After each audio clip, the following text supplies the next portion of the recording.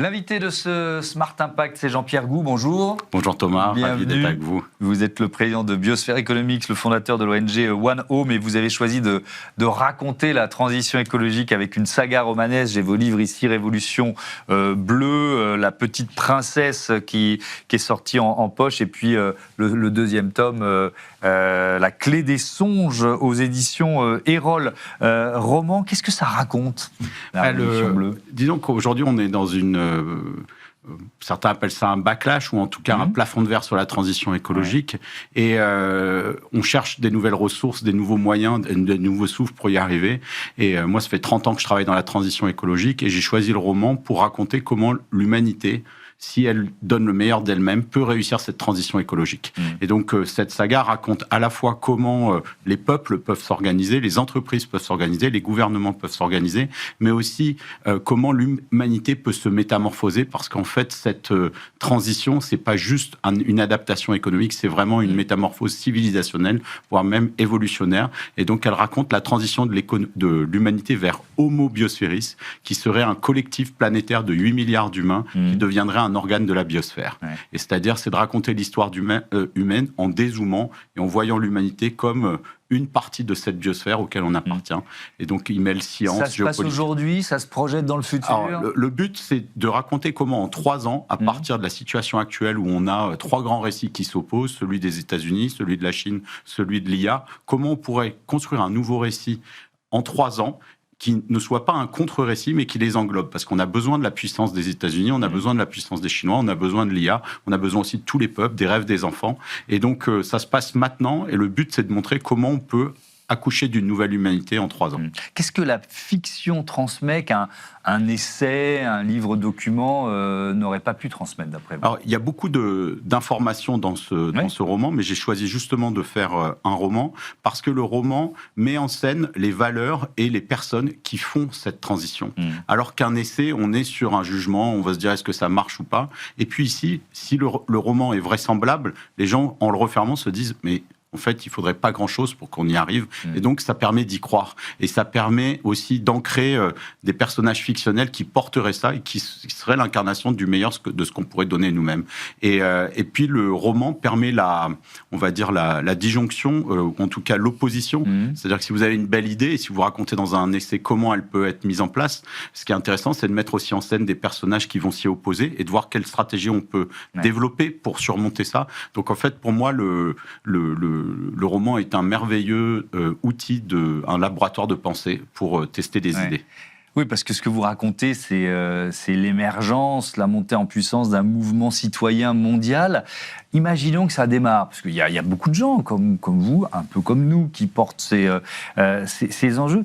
Qu'est-ce qui est le plus difficile à combattre ou à faire évoluer ? C'est les récits, justement, c'est les habitudes, c'est les systèmes politiques, économiques. Alors, tout ça, ça a été tenté. Ici, je dirais même, c'est d'aller plus profondément, c'est d'aller changer la manière dont on regarde le monde et on se regarde nous-mêmes et on raconte notre histoire en tant qu'humanité.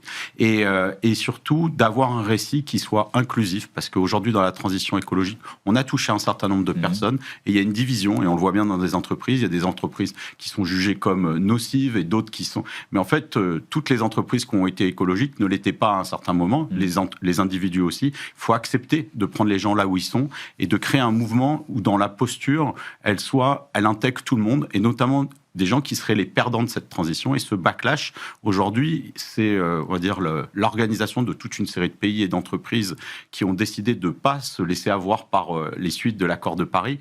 En fait, il faudrait intégrer ces entreprises et se mettre à leur place aussi. Ou c'est des citoyens qui sont perdus, des citoyens des chefs d'entreprise qui jugent qu'il y a trop de règles, que le droit environnemental vient s'empiler sur des règles qui étaient déjà nombreuses. Enfin, il y a aussi de bons arguments chez ceux qui sont sensibles à une forme de récupération politique du backlash. Tout à fait, mais à la fois on peut pas, il faut arriver à transcender ça, c'est à écouter, effectivement, le but dans le roman, c'est de remplacer les règles par les rêves, en fait, et d'arriver à avoir quelque chose qui nous souffle, et qu'on fasse cette transition, et que ça soit le plus grand mouvement d'innovation qu'on ait jamais créé, parce qu'on dit souvent que les solutions sont là, vous en recevez énormément sur votre plateau, mais les vraies solutions ne sont pas encore là, donc là c'est l'inspiration profonde par la nature, par le biomimétisme, et d'essayer de raconter la plus belle histoire que l'humanité l'humanité et la Terre pourraient raconter ensemble. Alors, vous lancez le nouveau site internet de la Révolution Bleue.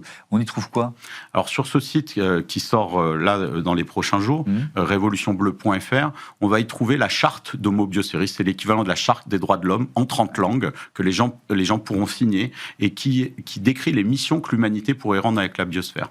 On y trouve aussi une expérience immersive qui s'appelle la grotte bleue, qui permet en fait de se reconnecter à ses rêves, de déclarer son rêve, de le confier à cette grotte. Dans cette grotte, vous allez rencontrer Gaïa, la Terre, et le but, c'est de tisser les rêves de tous les rêveurs et rêveuses, de manière à créer des alliances, parce qu'aujourd'hui, il y a énormément de gens qui ne passent pas à l'action sur leurs rêves, et on a besoin que les rêves se réalisent, parce que toute la réalité, cette émission, cette chaîne, ce bâtiment ont été portés par un rêveur et une rêveuse, et là, nous, on essaye de pousser les rêveurs et les rêveuses qui mettent, on va dire, leurs rêves au service de l'humanité et de la Terre. Avec l'idée de faire émerger les rêves les plus partagés, peut-être, pour que ce soit ceux-là qu'on pousse prioritairement. Et donc, au fur et à mesure que les rêves sont soumis, il y a une intelligence artificielle qui clusterise les rêves, donc ça vous permet de voir dans quel cluster, permet de vous mettre en relation avec les personnes qui ont des rêves similaires, et surtout de voir quel est le rêve collectif qui émane, de manière à formuler, non pas de manière imposée comme dans un roman, moi j'impose rien, je propose, mais de voir ce qui émerge de là. Et puis il y a une autre partie du site qui est de proposer une expérience artistique qui est liée à l'ONG qui s'appelle One Home, dont le but est en fait de proposer à tout le monde de vivre l'émerveillement qu'ont eu les astronautes en voyant la Terre depuis l'espace. L'Overview Effect. Voilà, l'Overview Effect. Alors on a une très bonne, on va dire, promoteuse de l'Overview Effect en ce moment avec Sophie Adeno, qui est émerveillée, qui est au-dessus de nos têtes, là. Voilà, qui est émerveillée tous les jours et qui communique son enthousiasme. Et voilà, c'est une jeune femme qui est quand même pilote d'hélicoptère de combat au départ et qui est totalement tombée amoureuse de la Terre. Et le personnage principal du livre est un astronaute qui lui aussi tombe amoureux de la Terre. On en a déjà discuté de ça, mais il faut rappeler ce que racontent, ce que ressentent, c'est vraiment ça, ces astronautes sur la fragilité de la Terre. C'est surtout ça, ce dont la beauté, bien sûr, mais aussi la fragilité. Ils voient la fragilité parce qu'effectivement, quand on la voit depuis l'espace, ici on est dessus, donc elle paraît immense. Quand on la voit depuis l'espace, elle est finie, elle est fragile, et puis surtout, elle est merveilleuse, elle est vivante, elle est interconnectée, et on voit une planète vivante. Et nous, avec notre ONG One Home, on utilise des images qui viennent de beaucoup plus loin, d'1,5 million de kilomètres de la Terre, du plus beau point de l'univers pour admirer la Terre qui s'appelle le point de Lagrange. Et de là, on prend 10 images de la NASA par jour, on fait des vidéos 4K, on a travaillé avec des artistes et on propose une expérience d'émerveillement pour rencontrer la Terre. Un petit peu comme si une cellule de votre foie avait fait un voyage pour regarder qui était le corps de ce Thomas dont on a tant parlé. C'est un peu ça qu'on doit faire. Et ce décentrage est indispensable à l'émergence de cette économie biosphérique, que je décris dans le roman. Et le fait d'inviter la Terre comme partie prenante, ça va pas de soi parce qu'il faut sortir de notre corps. Pourquoi ? Parce que qu'est-ce qui changerait ? Qu'est-ce qui manque dans la perception actuelle que nous, humains, on a de la Terre ?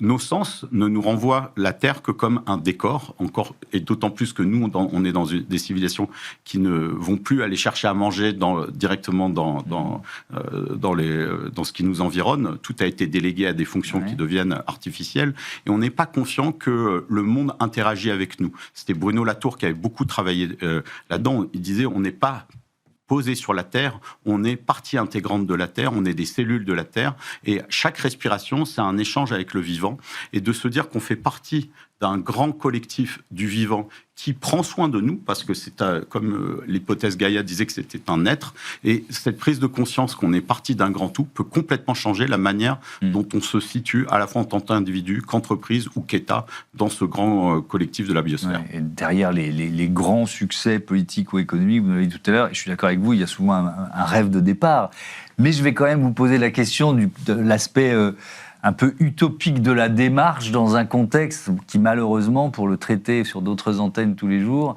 incite pas à l'optimisme, quoi. Le contexte de guerre, de tensions géopolitiques. En fait, c'est toujours une question. En fait, on voit un accroissement des turbulences aujourd'hui. Et l'idée, en fait, de ce livre, c'est de voir ce qui n'existe pas encore. Et peut-être que toutes ces crises sont le signe d'une métamorphose. C'est-à-dire qu'aujourd'hui, on voit des turbulences du fait que tout est devenu interconnecté par l'économie. On le voit bien avec Hormuz.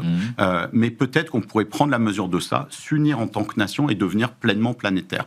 Et c'est un changement de regard sur l'époque.